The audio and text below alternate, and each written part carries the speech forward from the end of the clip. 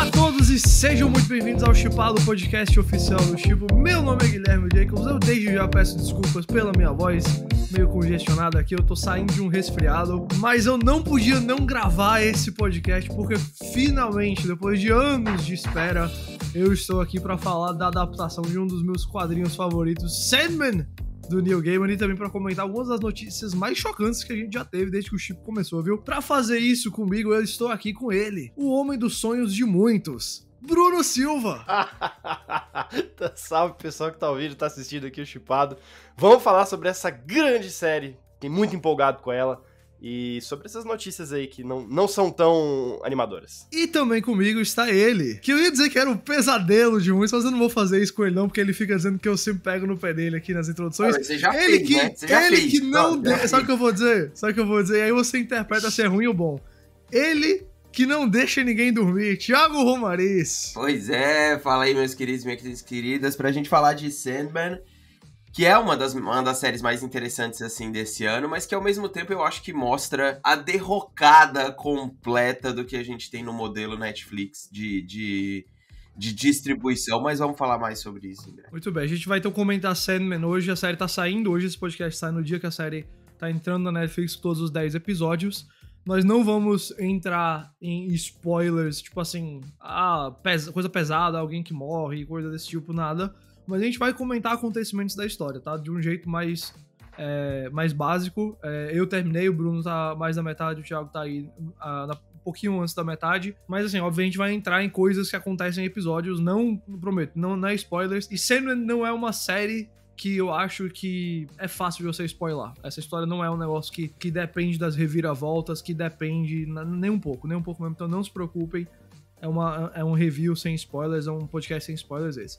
A gente também vai comentar sobre o chocante cancelamento de Batgirl, o filme da DC Comics que ia pro HBO Max e agora não vai sair mais em canto nenhum, por enquanto, né? Talvez isso mude nas próximas semanas, mas a Warner Bros. Discovery puxou aí a tomada e o filme tá morto, basicamente. É isso a ideia. O filme que já tava em pós-produção, já tinha sido inteiramente filmado, tava ali nos toques finais de edição e montagem. Bom, vamos começar com Sandman, então. Eu acho que é o principal lançamento da semana, é o principal lançamento pra muita gente da Netflix nesse ano em termos de série. Acho que depois de Stranger Things, pra galera mais, né, de quadrinho e tudo mais, certamente é. Tô relendo aqui o meu Sandman, eu tenho todos os volumes aqui e eu gosto muito, muito mesmo dessa história do Gaiman. É uma história que vem... São quantos volumes, Jacobs? Cara, é porque o que eu tenho são em 4, mas aí eu não lembro quantos volumes tem no total, acho que são uns 13, 14.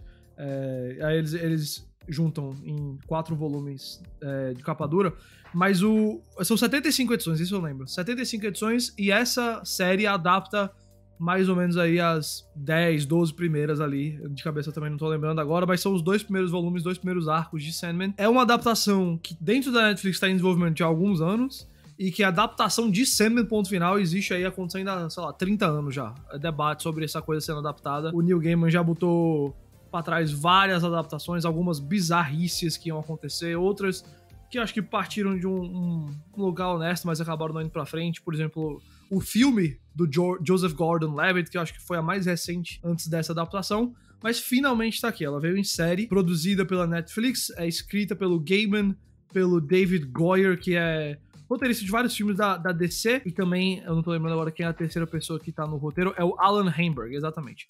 10 episódios, o Tom Sturridge é o sonho, o Morpheus, o Sandman, o personagem principal, e a gente tem aí toda a coleção de personagens em volta dele, tem a morte, tem pesadelos, tem o próprio Satanás lá. Eu vou dar uma sinopse, muito difícil de dar uma sinopse do que é Sandman, né, mas eu vou tentar especificar.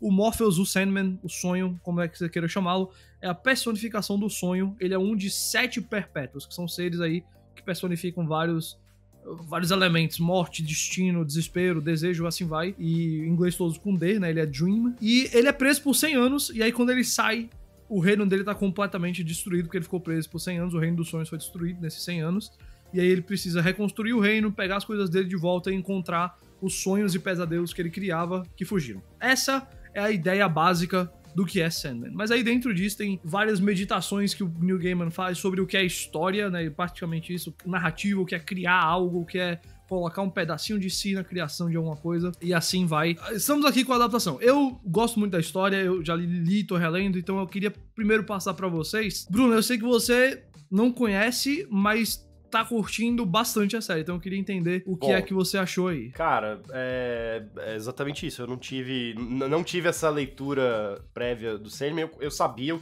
que era a HQ, eu tinha uma noção muito vaga do que era, mas eu não conhecia a história em si. Eu achei que ela, de modo geral, é muito bem construída, assim.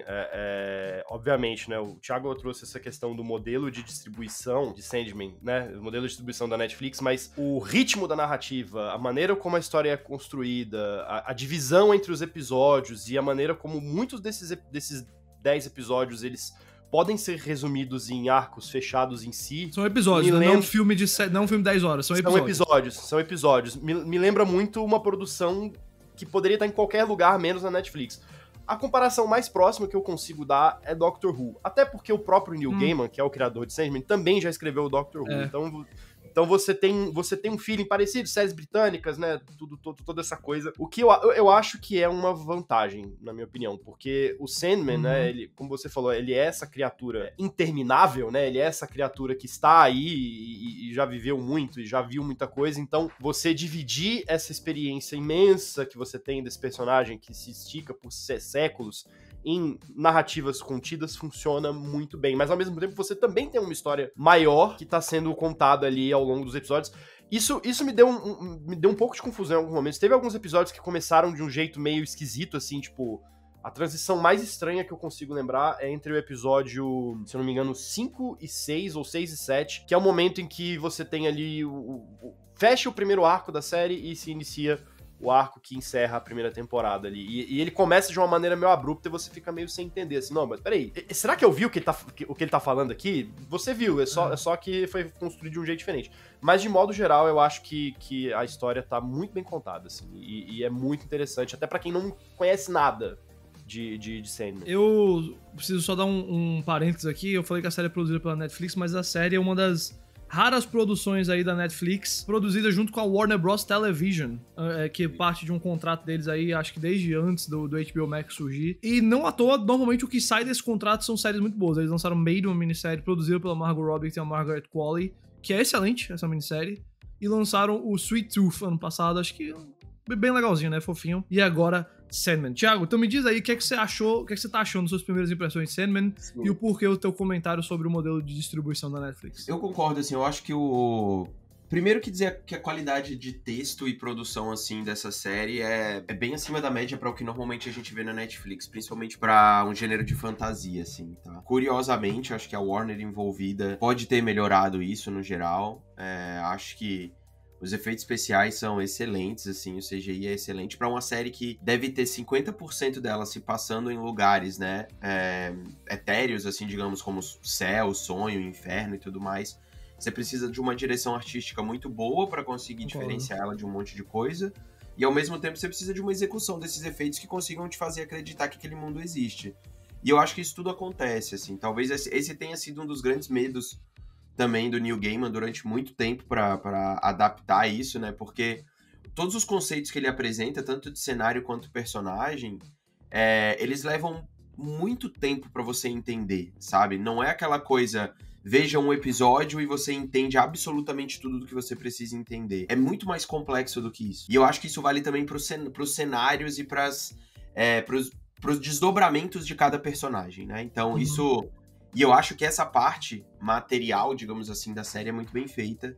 E isso me fez continuar no filme, na série como um todo. Na parte de roteiro, cara, e aí aliado à atuação e à direção de atores da série como um todo, é bem impressionante, assim, a série, eu acho. É um negócio de uma elegância de fantasia que você dificilmente vê, sabe? Eu vou repetir uma outra série do Neil Gaiman que tem em outro serviço, que é o Prime Video. Good Omens, que eu acho que tá ali no mesmo... Eu acho o Good Omens maravilhoso, assim, sabe? Eu acho sensacional e eu acho que tá na mesma pegada. A questão é que Sandman tem um quê mais grandioso e um pouco mais complexo pela quantidade de personagens que ele lida também, né? Porque ele lida com a humanidade num sentido muito mais tangível, né? Porque quando o Sandman é capturado, ele mesmo mostra como o mundo começou a degringolar, as pessoas começaram a dormir eternamente, etc, etc. Mas meu comentário sobre a questão de distribuição, cara, é que assim, não dá mais pra você soltar 10 episódios de uma vez, sabe? Eu acho muito ruim mesmo.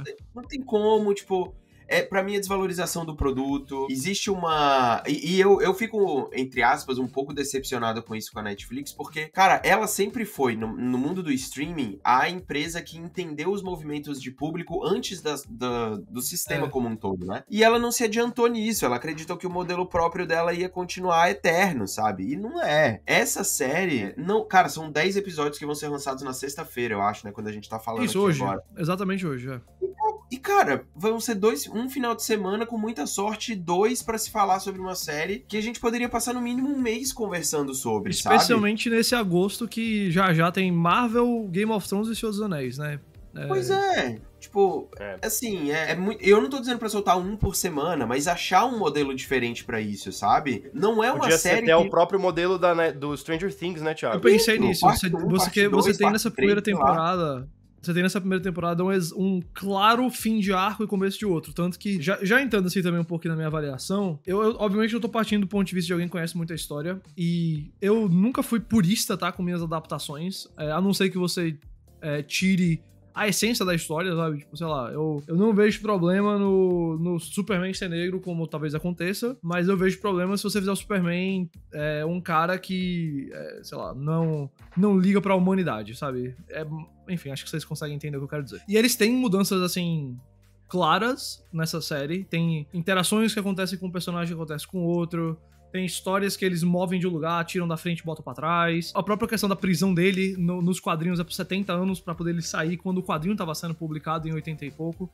E aqui é 100 anos pra ele sair quando a série tá sendo lançada em 2022. Mas essas coisas eu acho que são completamente compreensíveis e ao mesmo tempo bem-vindas. Porque tem coisa que é pra quadrinho, tem coisa que é pra série de TV. Eu vou dizer que eu acho que essa adaptação de Sandman é a melhor adaptação possível. Ela é 99% fiel e o que eles mudam, de novo, muito compreensível. Ela captura, eu acho, o espírito do quadrinho, captura o Morpheus, o Tom Sturridge me impressionou. Eu não achei que ele ia fazer tão bem, ele fez muito bem. Um personagem que é, ao mesmo tempo, um receptáculo das histórias que estão em volta dele. Ele não é, às vezes, o mau agente da história. Também é um cara muito orgulhoso, muito cínico quanto a outras pessoas, às vezes.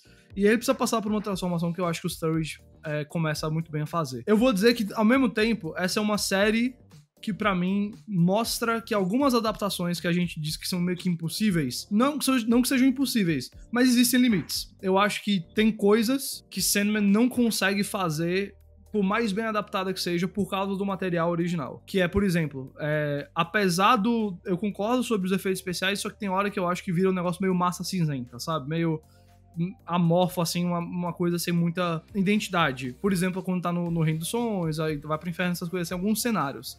Que nos quadrinhos, obviamente, é um negócio super... É um desenho, então você não tem limite pra imaginação. Até a interação que tem... Se fosse uma animação, computação gráfica, talvez fosse diferente. Exato. Até a interação que o Sandman tem com o Lúcifer, que no quadrinho é com o demônio, mas é tudo a mesma coisa, assim, no final. Nesse episódio daí do inferno, e aí rola um jogo entre eles, vamos dizer assim. É muito bem feito, não chegar aos pés, assim, do quadrinho pra mim. Mas, assim, isso é normal, isso vai acontecer, e não significa que eles falharam, pelo contrário. Pra mim, isso é um pontinho de nada. Eu até acho que os problemas principais de narrativa da série são problemas que eu acho que estão no quadrinho. Por exemplo, eu acho a primeira edição de Sandman meio devagar pra pegar você. Eu acho o primeiro episódio também. Por quanto o Morpheus tá ali fora de jogada, por quanto ele tá preso, né, como a gente comentou. Eu acho que o primeiro episódio o primeiro episódio, a primeira edição do quadrinho não é a mesma coisa que o resto da série. Não pega do mesmo jeito. Semelhantemente, você tem ali um arco que vai até o 6º episódio e aí do 7º até o 10º você tem um segundo arco. Que até como o Bruno falou, dava pra você dividir como Stranger Things, volume 1 e volume 2. Eu acho que o segundo arco, sempre achei o segundo arco no quadrinho meio confuso demais, sabe? O Gaiman fica um pouquinho etéreo demais com as ideias dele, assim, do que aquilo representa. E aí ele até faz os personagens dizerem, a gente também não entende 100% disso daqui. Mas aí quando você tá lendo ou assistindo, cara, eu preciso de um pouquinho mais. Sempre achei que o primeiro volume de Sandman é brilhante, o segundo é um pouquinho inferior. E eu acho que a série sofre com isso. Tem uma segunda metade um pouquinho inferior à primeira. Eu acho que o meio de Sandman aí, que esse episódio do inferno, tem um outro episódio que é o 24 Horas, que é muito famoso essa história, E aí esse sexto capítulo, que até o Bruno mencionou antes da gente gravar, que eles juntam duas das melhores histórias que tem no quadrinho Sandman. Eles juntam num episódio só e fica incrível, tocante, mágico. E pra mim, assim, todo mundo tá envolvido com essa série, entende a proposta da história e fez muito bem. Eu acho que ela funciona como uma série, acho que ela funciona como uma adaptação. Se você é fã como eu, ou se você vai vir do zero, eu acho que dá pra curtir tranquilamente, sabe? Acho que eles fazem um bom trabalho. E apesar, eu mencionei da questão da CG, e eu acho que isso é mais pros cenários, porque quando é personagens ou algumas coisas, efeitos mágicos e tudo mais, beleza, não que fica assim perfeito tudo, mas mostra que mesmo que você faça um CG que é perceptivelmente o quanto ele é efeito especial, se você tem uma direção de arte boa, eu acho que essa série tem, você consegue vender aquilo ali, você consegue passar aquilo pra audiência sem a audiência ficar, putz, que é isso aqui, sabe? É muito, às vezes, mais importante a direção artística do negócio ter coerência com a direção artística da série, das partes palpáveis, práticas, do que você ter o melhor efeito especial que ninguém diz que é um efeito especial. E Sandman tem esse negócio meio gótico, moderno, meio sombrio, mas ao mesmo tempo mágico, que eu acho que tá presente tanto no dos efeitos práticos, nos cenários, que tem também vários cenários físicos mesmo que eles fizeram, quanto tá nessa parte mais de efeitos especiais e tudo mais. Que era a minha maior preocupação, era isso de efeitos especiais, porque é uma série da Netflix. A gente tem exemplos ruins disso, fáceis na cabeça. Mas acho que eles fizeram muito bem. Então, deixa eu perguntar pra vocês especificamente agora de alguns personagens, assim. O que é que vocês acharam do Sandman, do Morpheus, do Sonho como protagonista? Porque não é um protagonista que a gente tá muito acostumado em ver em séries. Ele não é um herói, ele não é uma pessoa que tá começando ali a ganhar poderes. O arco dele é muito mais sobre... Ele já é ultra poderoso, ele precisa agora entender a humanidade, reencontrar o caminho dele e tudo mais. É outro arco. E aí, o que é que vocês acharam dele e o que é que vocês acharam do Tom Sturridge no papel principal? Cara, eu acho que... Isso, assim, como você disse, né? Tipo, a gente não tem a conclusão da história aqui de Sandman como um todo. Mas a minha impressão, assim, por esse primeiro arco, já que eu vi como um todo... Primeiro, eu acho a atuação dele muito boa, tá? Eu gosto bastante, assim. Porque ele tá dentro de uma proposta, pelo menos na minha leitura, que essa é uma fantasia com temáticas muito mais adultas e complexas do que a gente tá acostumado a ter no gênero de cultura pop no geral, assim, sabe? Não é uma leitura simples que eu quero dizer rasa, né? Tipo, é somente uma camada, duas camadas. Não, não é como você assistir The Boys e ver aquilo ali escrito na sua cara 20 vezes o que precisa, sem demérito a The Boys, mas são propostas diferentes, né? Igual você vê a Marvel ou a DC. No que a gente tá vendo nas adaptações de cinema, eu tô dizendo, né? Uhum. Então, é algo que você assiste e ele... Isso é a genialidade do Neil... Eu preciso falar que quando eu assisti... Foi a primeira vez que eu vi o Neil Gaiman ao vivo. Foi no painel da San Diego Comic Con. E eu fiquei completamente encantado pelo cara, assim. Tipo, ele é maravilhoso. Foi uma hora de... assim, é um negócio inacreditável, gente. Eu nunca tinha visto uma... Porque foi uma grande entrevista do cara, né? Então, ele ficou uma hora lá falando. Ele respondia qual era o sabor favorito dele de sorvete com uma alegoria sobre a história da humanidade. Sabe? Tipo, e de uma forma muito suave, que não é pedante e que ao mesmo tempo te faz refletir. E Sandman é isso, sabe? É do tipo assim, é você falar sobre problemas completamente mundanos, completamente terrenos, de uma forma muito poética que te faz ir além do que você achou que uma questão daquela poderia ir. Então, a simplicidade que às vezes a gente espera para um gênero de cultura pop, no que a gente está vivendo hoje em adaptações, eu acho que Sandman vai muito além disso, sabe? A começar pelas adaptações que o próprio Neil Gaiman e a produção fizeram em relação aos personagens, que a gente sabe que deu um monte de polêmica, tudo que ele mudou, e que ele mesmo disse que nunca foi algo definido e que ele mesmo quis mudar, né? Um dos casos é o próprio Lucifer, que agora é interpretado pela... Gwendolyn Christie. E você vê que a adaptação, mano, pelo amor de Deus, a mulher destrói, assim, no papel, né? Então, eu acho que é a adaptação que eu vejo hoje, tô falando do personagem em si, das questões que eu posso acompanhar até agora, ele é digno da grandeza e da complexidade que uma obra deste patamar precisa, sabe? E, curiosamente, quando você tem uma obra desse jeito e que trata de temas dessa forma, não necessariamente ela vai ser tão popular quanto é um filme do Homem-Aranha ou quanto Eu tenho muita curiosidade de ver como vai ser a reação do público, porque eu não acho que assim, não vai ser uma série da DC isso aqui, apesar do quadrinho ser... Exato, ela não é. Quando ela é grande, eu acho que quando ela tem esse esmero técnico no texto, quando ele deixa a história ser tão subjetiva quanto ele deixa ela ser aqui, não tem como ela ser uma cultura de massa como a gente vê às vezes em outros lugares. E o Sandman, o sonho, ele é reflexo disso. Tipo, ele é uma entidade, um ser, um personagem que ele tá procurando entendimento, ele já não tem tudo definido, sabe? Então, isso é o que me atraiu na série, a complexidade que existe ali no texto, que às vezes eu assistia um episódio, cara, sem saber necessariamente aonde aquilo ali ia desembocar, sabe? É mais sobre eu entender a jornada de cada um daqueles personagens que estão ali. E não é que a série não é ciente disso e que ela não faz graça também. Tipo, ela tem seus momentos cômicos, ela tem personagens super com um humor muito afiado em certos momentos. Então, eu acho que ela entende essa sua complexidade, ela entende esse seu papel, e ela não tenta em nenhum momento ser uma história heróica. Totalmente aqui daria pra você fazer uma adaptação assim, né? Eu acho que certamente existiram adaptações que o Gaiman cancelou aí, puxou a corda, que eram isso aí, sabe? Era a versão super-herói desse personagem.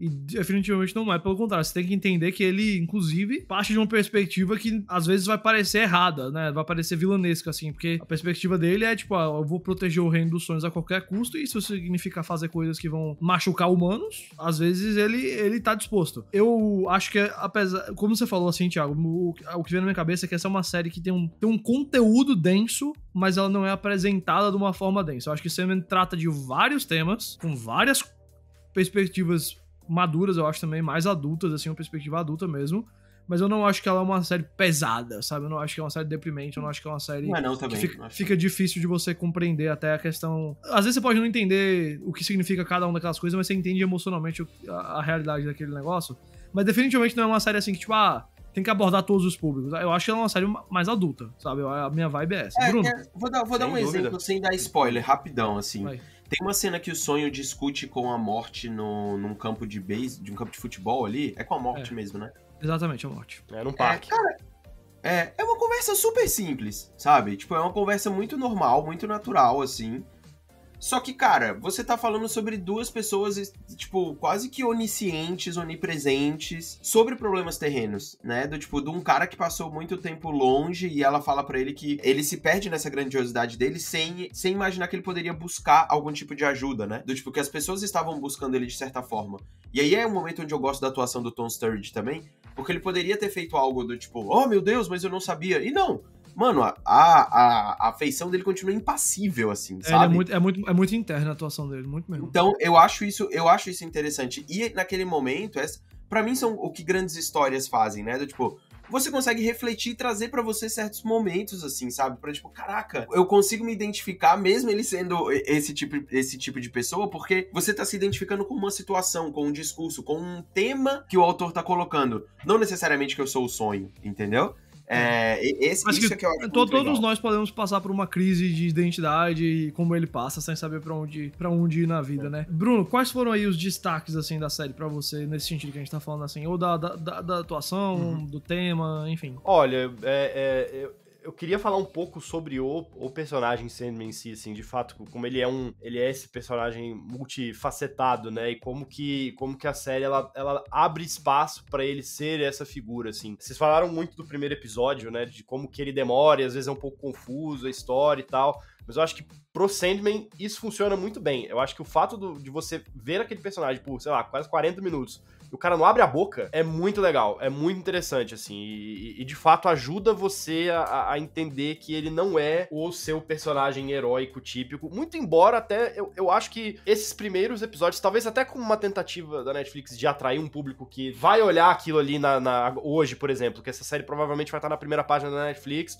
e eles vão empurrar pra todo mundo ver. Aí o cara vai abrir o primeiro episódio e vai falar, putz, que é isso aqui? Então acho que os primeiros episódios eles até colocam uma premissa um pouco mais simples pra fisgar e depois eles vão apresentar esses temas mais complexos que vocês abordaram aí agora na fala de vocês. Mas o que eu acho que foi mais interessante pra mim na temporada como um todo foi perceber a evolução do personagem, né? Tem um episódio específico, que se eu não me engano é o episódio de número 5, ele é meio deslocadão, assim, dos outros, né?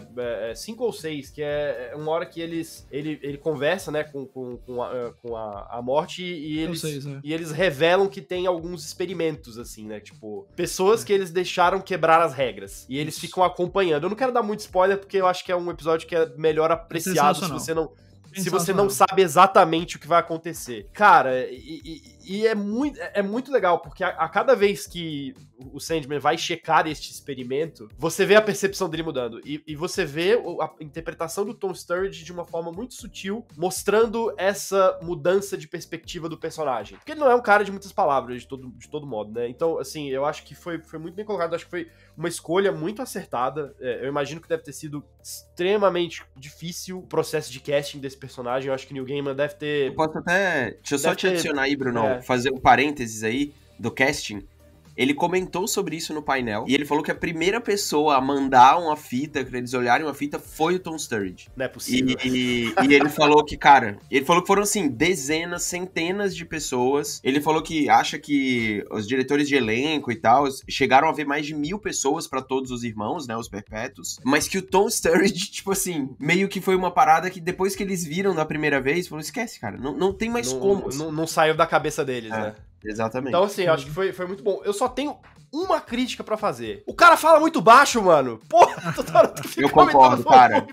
Eu concordo, bicho. Baixa a voz dele, cara. Ele podia falar um pouquinho mais alto, mas fora isso, tá tudo bem. Eu concordo, velho. Tipo, e assim, os sotaques, né, eles são bem diferentes. Tem pessoas diferentes, de sotaques diferentes e tal. Mano, e ele não só ele fala baixo, como ele fala com a boca assim. E aí, tipo, você não vê direito a boca dele se mexendo. Tipo...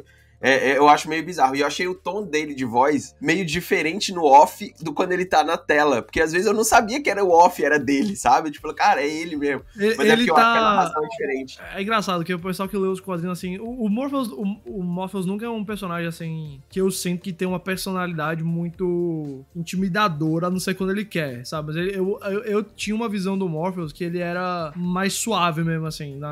Uma presença... que não necessariamente intimidadora, mas sempre todo mundo tinha essa percepção de que a voz dele era um negócio, assim, sabe? Que você tinha que ter um ator com uma voz pra fazer ele. E aí, a primeira coisa que eu pensei quando pegava o Tom Sturridge, que eu nunca vi muitas coisas com ele, mas eu nunca pensei na voz do Tom Sturridge, né?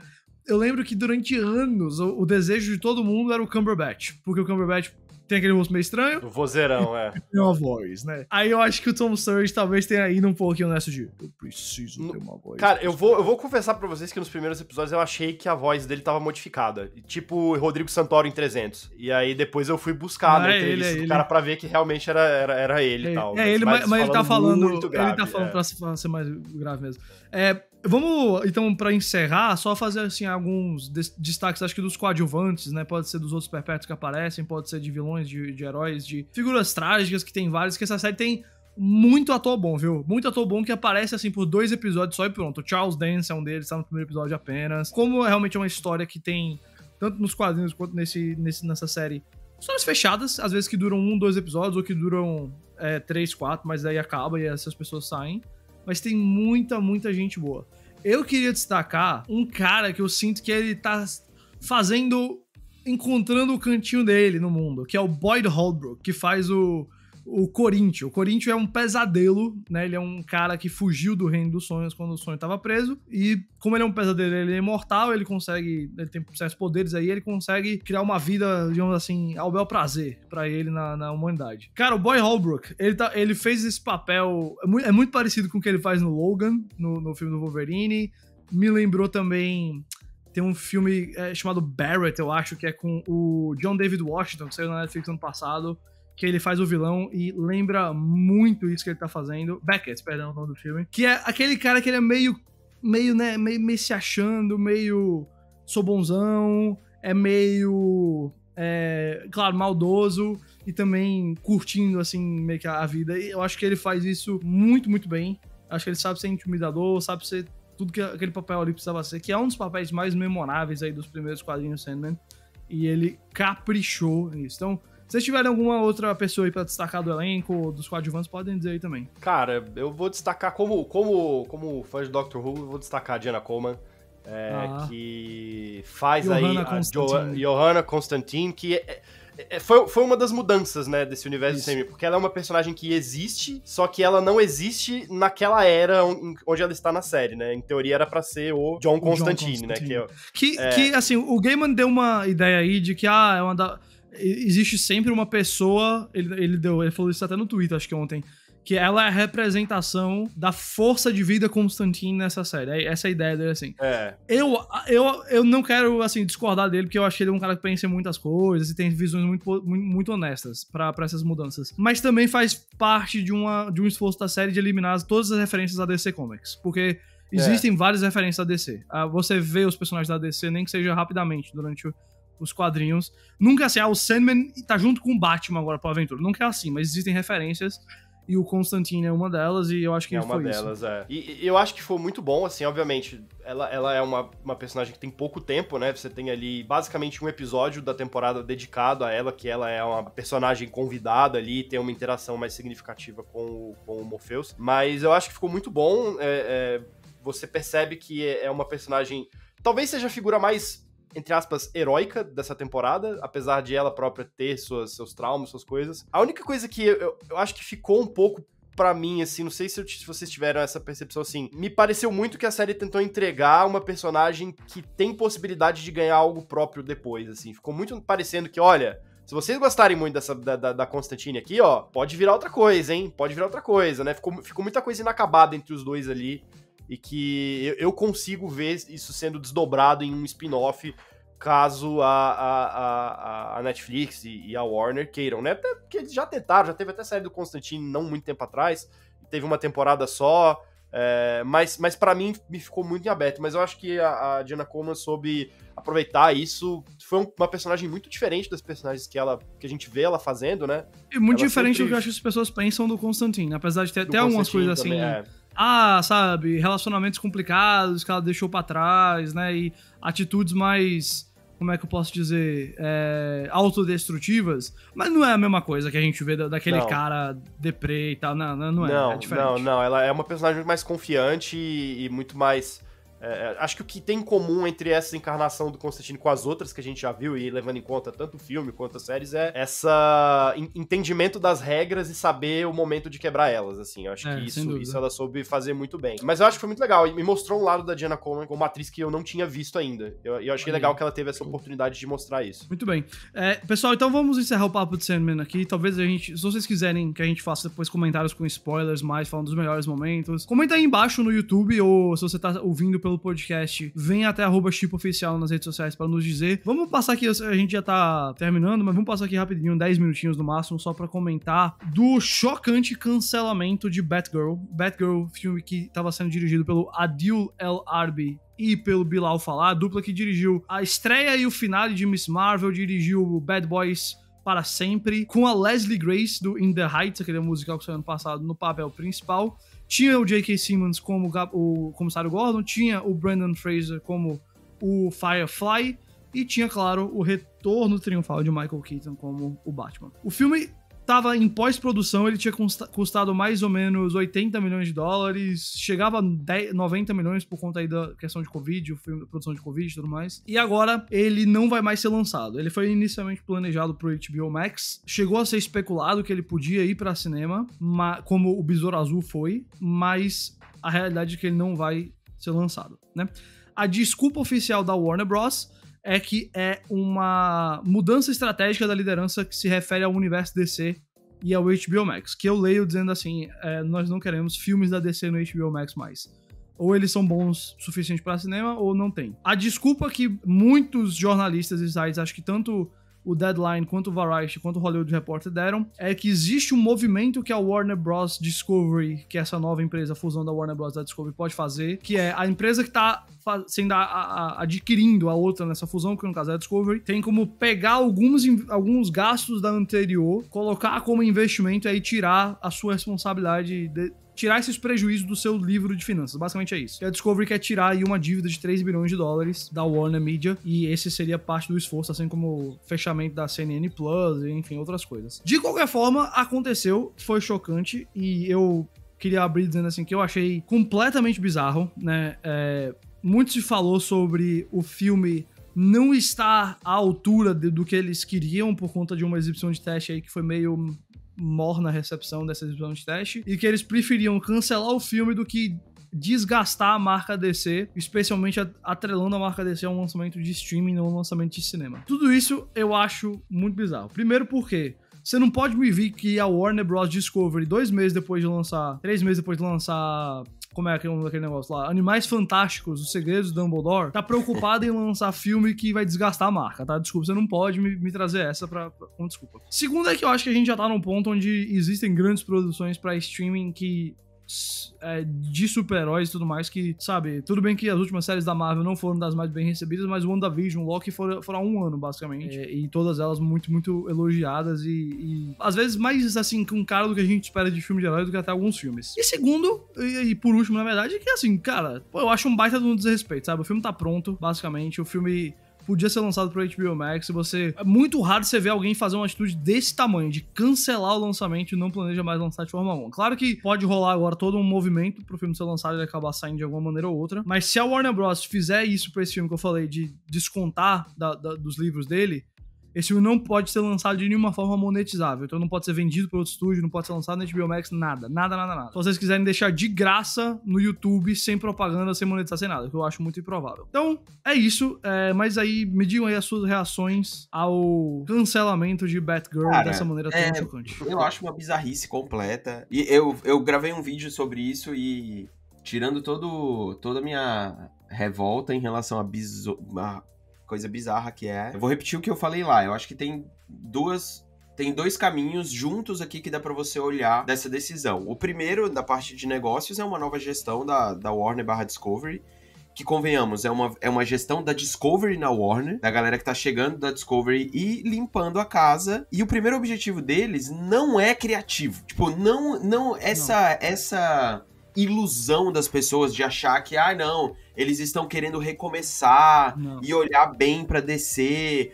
Não, mano, é dinheiro, brother. Tipo, se eles jogaram fora... O Zaslav, que é o CEO, ele é um dos caras mais conservador, punho de ferro, business mesmo que tem em Hollywood. É dinheiro, mano. Então, tipo assim, se ele olhou pra uma parada, viu que o negócio... Putz, era pra gastar 70, gastaram 90, quase 100 por causa da Covid. E ele olhou pro filme, a equipe olhou pro filme e falou, olha, a gente não vai conseguir recuperar em assinatura no HBO Max e não vai conseguir ganhar bilheteria suficiente, porque pra você colocar esse filme em qualquer plataforma, você vai ter que gastar mais dinheiro com marketing, vai pra lá de 100 milhões o gasto, né? Então pode até dobrar o dinheiro do que eles vão gastar. Eles olharam pro filme... A expectativa, acho que era mais 50 milhões de dólares, pelo menos, de gasto. Sempre vai mais, né, mano? É difícil a gente saber exatamente, mas assim... Eles iam gastar de 150 a 200 milhões de dólares num filme como esse. E eles olharam pra economizar dinheiro. Já perdemos 90, já perdemos 100, não vamos perder mais 100. Eles devem... Essa é a decisão que eu leio hoje. Esse negócio do tipo, não queremos a DC Comics mais no HBO Max, não faz nenhum sentido, brother. Sabe? Nenhum... Você vai deixar de fazer produção da DC Comics pro seu streaming? Você tem ideia do qual é a pressão dos acionistas olhando a Amazon fazendo Senhor dos Anéis pra streaming? A Marvel fazendo 250 séries pro Disney Plus. Sabe? A Paramount Plus fazendo Halo e gastando tubos de dinheiro. A Netflix fazendo um monte de coisa. E tem outra coisa também. Não vou gastar. Me poupe, né, mano? E tem outra coisa nessa decisão que não faz o menor sentido indo nessa linha, né? Porque duas produções conseguiram sair do papel nessa fase de vamos fazer coisas da DC na HBO Max. Foi a Batgirl e o Besouro Azul. E as duas, em teoria, iam pro cinema, porque, né, nessa mudança aí de filosofia, eles acabaram empurrando pro cinema. Qual é o critério que faz uma produção ir para o cinema, e o Besouro Azul até agora tá tudo dizendo que vai pro cinema, e a outra não vai, tipo... Assim, qual é o critério que faz uma produção que... Beleza, o que a Warner achou que, tipo, num filme que ia ter... Caramba, ia ter o Michael Keaton como Batman. Não valia a pena você lançar isso, nem que fosse no seu serviço de streaming. E até agora a produção que, velho, assim, com todo respeito aos atores, mas, tipo... Cara, eu acho que o Michael Keaton como Batman... num filme da Batgirl falando de Gotham, iria atrair muito mais gente do que o filme do Besouro Azul. E não dá pra saber se o Besouro Azul também vai continuar, ainda tem isso, né? Eu acho que sim, mas eu tô lendo... Mas se fosse o caso, cancelava os dois. Anunciava o cancelamento dos dois. E acabou de gravar o Besouro Azul. Acabou de gravar. Tipo, não tem nem 2 semanas terminou a gravação. Eu acho que o Besouro Azul, o Flash, esses outros filmes assim, não vão ter esse mesmo destino. posso estar errado, porque me parece que isso é realmente muito uma questão do HBO Max, porque... Cara, mas o Besouro Azul, aonde... Jacobs... Eu sei, eu entendo. Eu entendo o Besouro Azul... Não, mas só me explica assim. É uma aposta mais segura do que um derivado do Batman, eu sei, não é? Não, e o Besouro Azul é um filme que nasceu pro streaming. Mas a questão Não vejo a lógica nisso.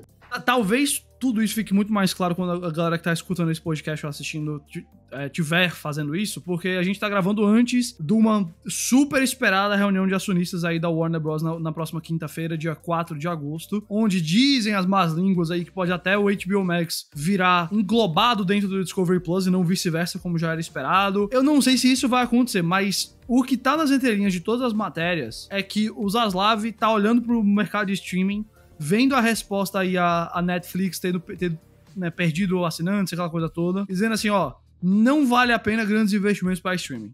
A gente não acha que isso vale mais a pena. O que a gente acha que vale a pena são grandes investimentos para cinema. É Top Gun. É a gente voltar para aquela vibe ali. Me parece que o Zaslav tá fazendo isso, até porque muita gente fala que ele é a completa antítese do antigo CEO da Warner Bros., que é o Jason Kilar, que pegou muita crítica dos cineastas, porque ele foi o projeto pipoca de lançar os filmes simultâneos no cinema HBO Max. Que queimou muitas pontes, queimou pontos com Nolan, quase queimou pontos com Villeneuve, mas fez o HBO Max decolar. E aí eles estariam andando agora na contramão total disso, do investimento mais pra streaming, porque eles estão olhando e falando assim, existe um teto pra streaming e a gente não acha que esse teto vale a pena. Eu confesso a vocês que eu acho uma bizarrice completa. Eu entendo você não pegar e gastar 150 milhões de dólares pra fazer um blockbuster e lançar ele no streaming como a Netflix faz. Eu entendo você não lançar, não gastar como você gastou pra um agente oculto. Eu até entendo você dizer assim, quer saber? Filmes da DC estão na HBO, na cinema, e aí séries estão na TV, que eu acho que talvez isso aconteça ainda. O que eu não entendo é você me dizer assim,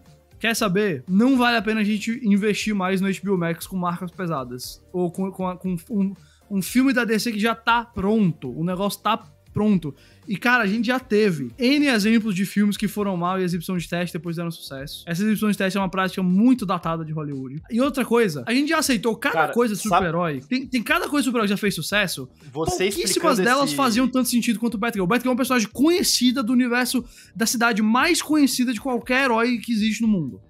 E com um elenco foda, com personagens bons em papéis bons. Mano, o J.K. Simmons ia ser o comissário Gordon. Mano, tipo, não faz o menor sentido pra mim. Você falando esse comentário aí, cara, me pareceu, tipo, sei lá, alguém no começo do século XX olhar pra um carro e falar, não vamos investir nisso aí não, vamos continuar aqui vendendo cavalo, que vai dar certo, tipo... O negócio da Netflix mostrou que existem alguns poréns aí, mas eu acho que a resposta definitivamente não é essa. Exato, é igual, eu acho que, tipo, muita gente na indústria agora, né, na imprensa, tá falando que o Zaslav foi o cara... Ele é completamente contra o que o Jason Kilar fez, que era soltar os filmes do cinema na HBO Max, mas agora ele tá... É uma atitude que é exatamente o oposto disso, e tipo, é o outro extremo, do tipo, não vou investir no HBO Max, não vou colocar um filme... Nem originais. E assim, nem é uma produção absurdamente cara pra streaming, tá, gente? Tipo, não é uma produção absurdamente cara. Pra mim, eu vou repetir o que eu falo desde o negócio da Comic Con da DC. Isso pra mim é desvalorização da marca, do produto. As pessoas não ligam, quem estão lá não ligam.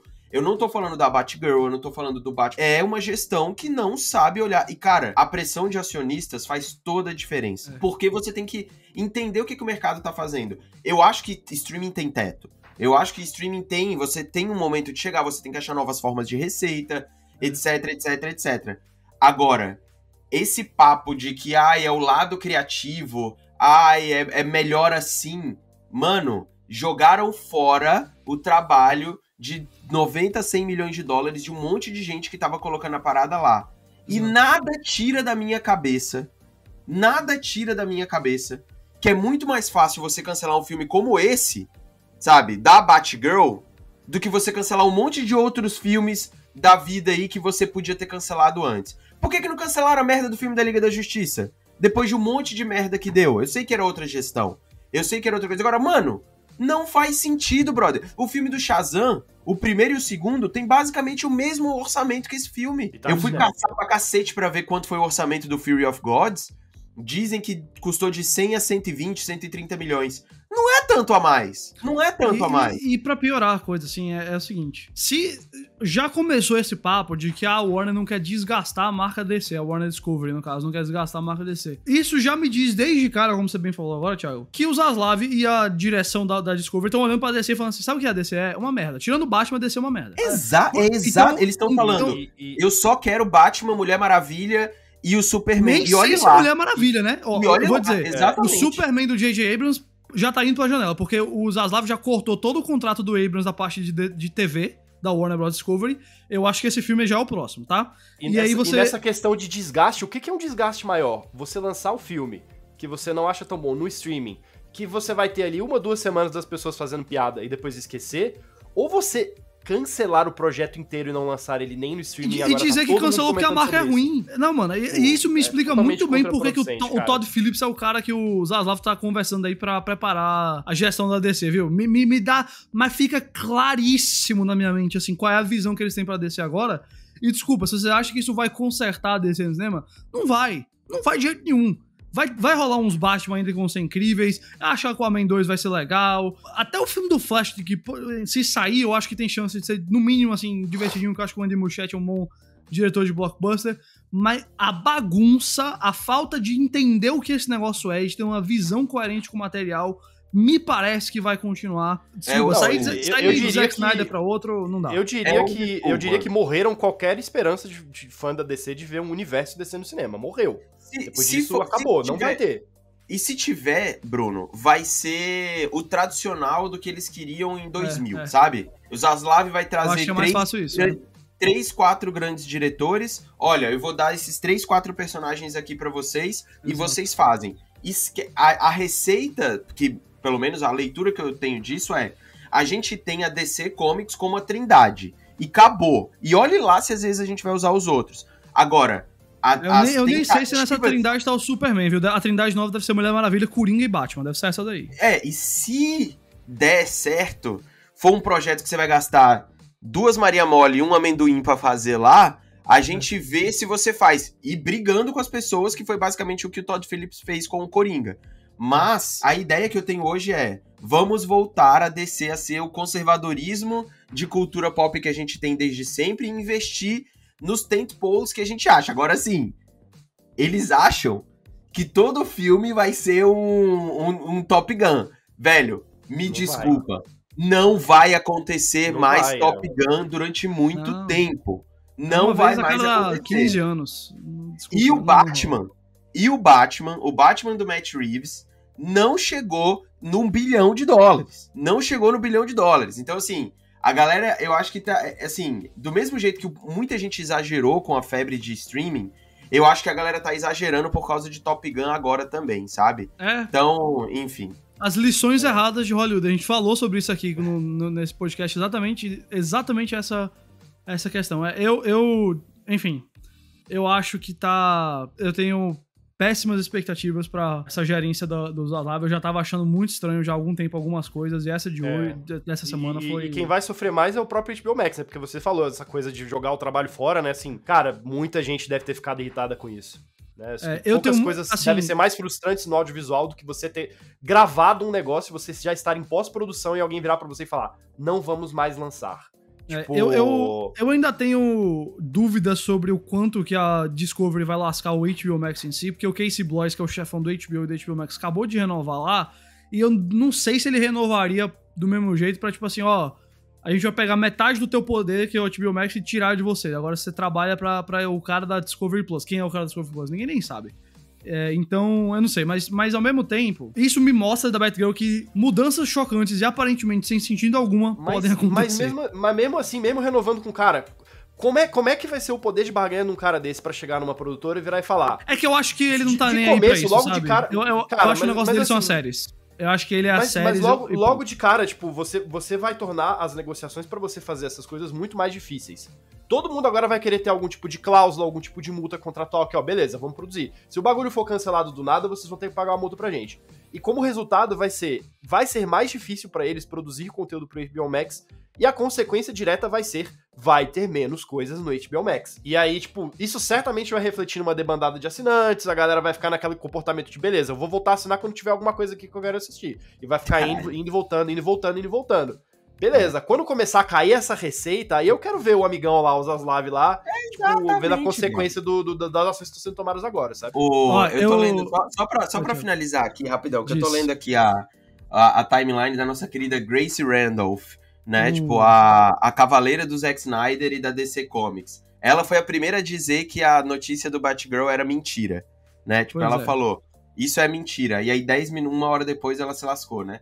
Aí agora ela está dizendo que o HBO Max vai acabar, né? Ela vai dizendo que o HBO Max, o serviço, vai acabar. A gente pode ser que no dia que eu esteja falando isso, ele já tenha acabado ou não, né? Tenha sido outra barrigada dela. O que acontece, o que eu acho que tá meio claro no meio, gente, é que o Zaslav, no geral, eu não acho que ele vai querer matar streaming. Eu acho que ele vai querer matar alguma marca, né? Do tipo, ele acha que tem muita marca com Warner Discovery e tudo mais, e a própria DC. Mas eu poucas vezes vi uma empresa como a Warner, no geral, ter décadas de crise.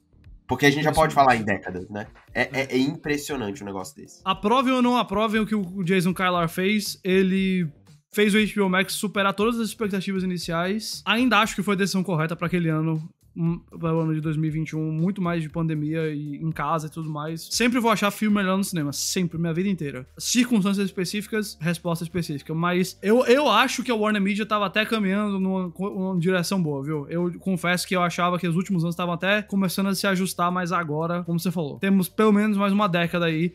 Tudo bem que essa é uma empresa que, né, foi a Time Warner, depois é a Warner Media, agora tá a Warner Bros. Discovery, eu nem duvido que daqui a 10 anos vira a Warner Bros. Apple. Vamos ver o que acontece, porque parece que essa empresa aí, a cada década tem que ter um dono novo pra mudar as coisas. Não duvido não, cara. Não duvido não. Ok. Se já teve a Amazon comprando a MGM. O chipado de hoje foi, acho que o mais longo que a gente já fez, porque os ânimos foram altos aqui nesse... Eu deixei esse bloquinho do Batgirl pro final só pra gente falar e encerrar, mas os ânimos estão altos, senhoras e senhores. Bom, se a gente falou alguma besteira aí que foi confirmada ou negada durante essa reunião da Warner Bros. Discovery na quinta, vocês perdoem a gente aí, estamos gravando na quarta pra poder dar tempo de sair direitinho. Mas a gente volta então semana que vem, certamente comentando dessas notícias aí da Warner Bros. Discovery, certamente trazendo outras coisas. Vai ter comentário aqui do Prey, do Predador, que também tá saindo hoje, do Trem-Bala, que tá nos cinemas do Brad Pitt, a gente vai tudo mencionar isso semana que vem, tá certo? Então, meu nome é Guilherme Jacobs, estava aqui com Bruno Silva e Thiago Romariz, o Chipado volta semana que vem. Se inscreva no canal do YouTube, assine o feed de podcast, dá aquela curtida, comenta, avalia a gente, por favor, nos podcasts e siga @ChipoOficial para as muitas novidades desse mês de agosto lotado, que ainda vem Game of Thrones, vem Senhor dos Anéis, não vem mais Star Wars, Endor foi para setembro, mas vem também em setembro Endor e o D23. Se você achou que a Marvel parou os anúncios, não parou não, tem mais vindo aí. Então, se inscreve agora, porque vai ter muita coisa boa nessas próximas semanas. Valeu, até mais.